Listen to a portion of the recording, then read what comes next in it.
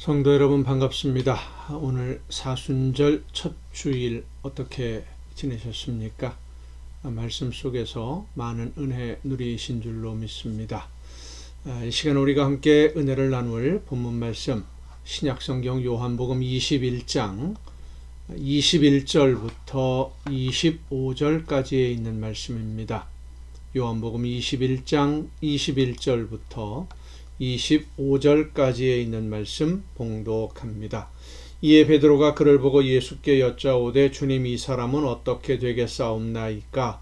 예수께서 이르시되 내가 올 때까지 그를 머물게 하고자 할지라도 네게 무슨 상관이냐? 너는 나를 따르라 하시더라.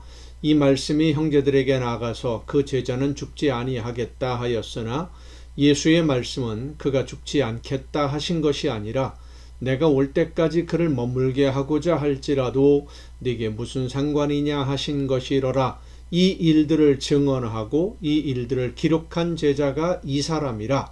우리는 그의 증언이 참된 줄 아노라. 예수께서 행하신 일이 이 외에도 많으니 만일 낱낱이 기록된다면 이 세상이라도 이 기록된 책을 두기에 부족할 줄 아노라. 아멘. 말을 전한다라고 하는 것은 참 어려운 일입니다. 왜냐하면 말이 전달되는 과정에서 여러 번 이게 의미가 변하기 때문인데, 그 과정을 생각해 보면은요, 첫 번째 단계가 말을 하는 사람이 있지요. 그 말을 직접 하는 사람, 그 말하는 사람의 말을 누군가가 듣게 되는 것인데, 이 말을 하는 사람이 어떤 상황에서 어떤 생각으로 과거에 그가 어떤 경험이 있고 지금 어떤 감정 상태에서 이런 말을 하는 것인지, 그 말에 숨겨진 의도가 무엇인지를 그 속사정까지 감정까지 다 알아듣는 사람 없습니다. 그저 단순하게 귀에 들리는 말을 들을 뿐이죠. 그래서 말하는 사람의 의도나 그 말에 숨겨진 뜻을 다 이해하지는 못하고 그저 귀에 들려오는 말을 들은 사람이 자기가 들은 말에 대해서 자기 나름대로 해석을 하게 됩니다. 이것이 말이 전달되는 두 번째 단계예요. 말을 하는 사람이 어떤 생각을 가지고 말을 하고 그 말을 들은 사람이 또 자기 나름대로의 자기 감정, 자기 상황, 자기 경험 이런 것들을 바탕으로 그 말을 받아들여요. 말하는 사람이 자기가 하는 말의 모든 의미를 다 표현하지 못하고 또 자신의 감정이나 마음을 다 표현하지 않는 것처럼 듣는 사람도 내 감정이나 내 생각을 바탕으로 상대방의 말을 듣고 받아들이기 때문에 그 의미를 알지 못하면서도 자기 생각 또 경험을 바탕으로 들은 말에 대해서 해석을 하고 그것을 이제 이해를 하게 되는 것이죠. 이렇게 들은 말을 누군가에게 이제 전하게 되면 말하는 사람과 듣는 사람이 또 생기는 겁니다. 세 번째, 네 번째 단계가 되는 것이죠. 이렇게 한 사람이 한 말을 직접 어떤 사람이 듣고 또 그 말을 다른 사람에게 전하는 것만 해도 여러 네 번, 세 번 단계를 거쳐서 전달되게 되는데, 그 단계들을 거치는 동안 처음 말한 사람의 생각이나 감정, 의미 이런 것들이 얼마나 정확하게 마지막까지 전달이 될까요? 두 번, 세 번 건너가면 어떻게 될까요? 그래서 말을 전달하면 오해가 발생하는 것이 당연합니다. 성경 기록도 마찬가지입니다.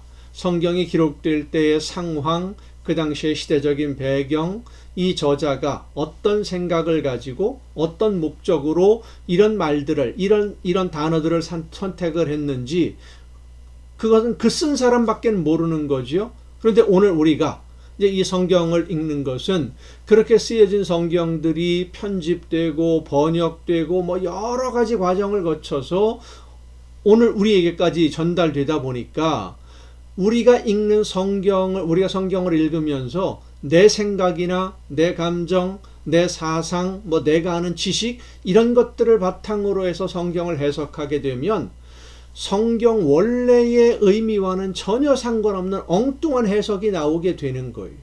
오늘날 많은 사람들이 그렇게 이상한 해석을 해서 결국은 하나님의 말씀이 아닌 것을 하나님의 말씀인 것처럼 전하는 사람들이 상당히 많습니다. 성령의 인도하심을 따라서 성경을 읽어야 되고 해석해야 되는 이유가 바로 여기에 있는 겁니다. 단순하게 말을 전달하는 것도 상당히 어려운 일입니다. 직접 들어도 오해가 발생하는 일이 많은데 전달되는 말을 듣게 되면 더 큰 오해가 발생을 해요. 오늘 본문에도 보면 요한이 앞으로 어떤 일을 하게 될 것인지 궁금했던 베드로가 예수님에게 물었습니다.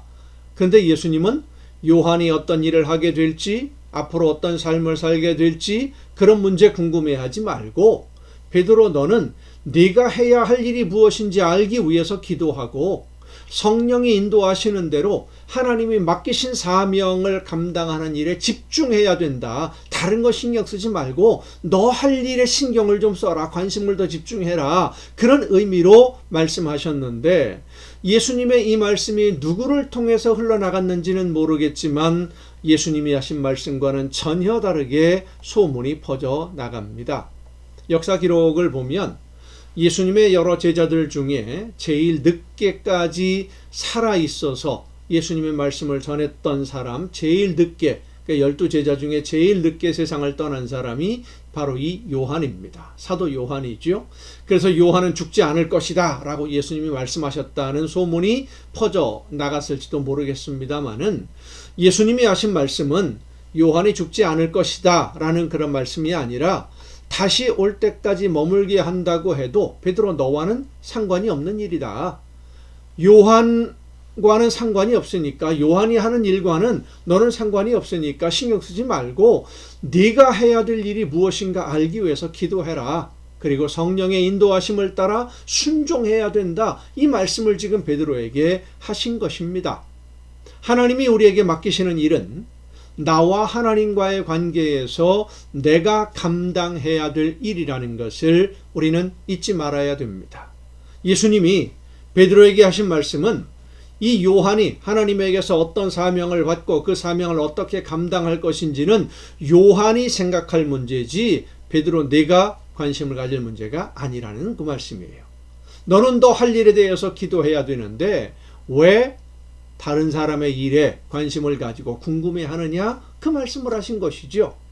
왜냐하면 지금 예수님이 이 말씀을 하시는 그 상황은 제자들에게 성령이 임하시기 전이기 때문에 예수님이 하신 말씀의 의미도 제대로 알지 못하고 있고 예수님의 죽으심과 부활이 어떤 의미가 있는지도 알지 못하고 있기 때문에 성령이 임하시기를 위해서 기도해야 될 때이고 성령이 임하실 그때를 기다려야 하는 바로 그 시기입니다.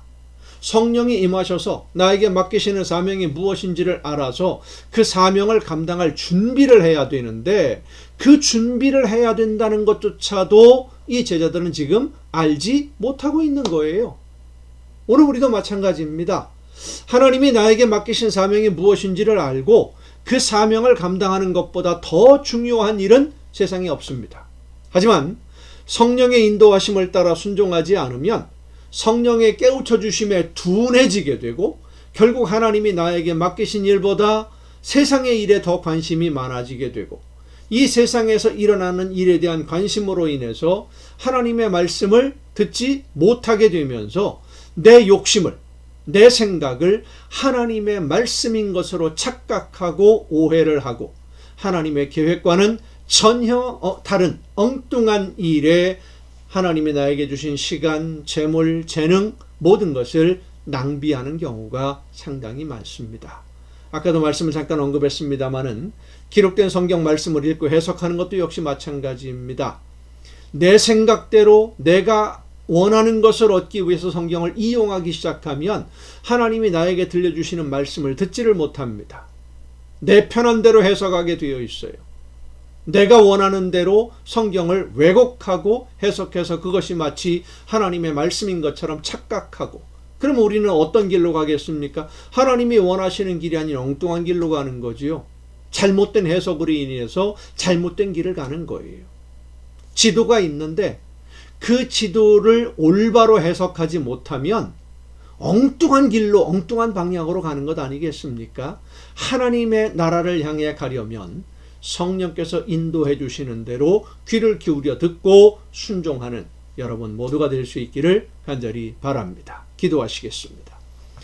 오늘도 크신 사랑과 은혜로 연약한 저희들을 돌보시며 인도해 주시는 아버지 하나님, 성령의 인도하심을 따라 하나님의 나라를 바라보며 하나님이 나에게 맡겨주신 사명이 무엇인지를 깨닫고 그 사명을 있는 힘을 다해 최선을 다해 감당해 나가는 우리 모두가 되게 하여 주시옵소서.